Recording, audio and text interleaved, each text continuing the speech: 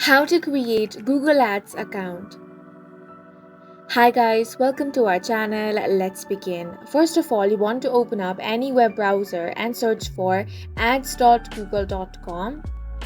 Once you are over here, you want to click on the option of Start Now.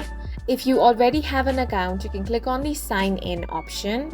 Here you will have to enter your Gmail, then click on the Next option. After that, you want to enter your password. Once you have entered your password, click on the next option. After you do that, you want to enter the details about your business. Then click on the Create Google Ad account. Once you do that, your account will now be created. This is the home page of Google Ads. Here, you want to click on the plus icon to start a new campaign. Now enter your business name, then enter your website and click on the next option.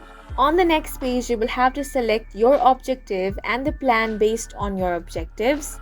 Then follow the on-screen prompts and fill up all the details in order to create your campaign. And this is how you can create your Google Ads account.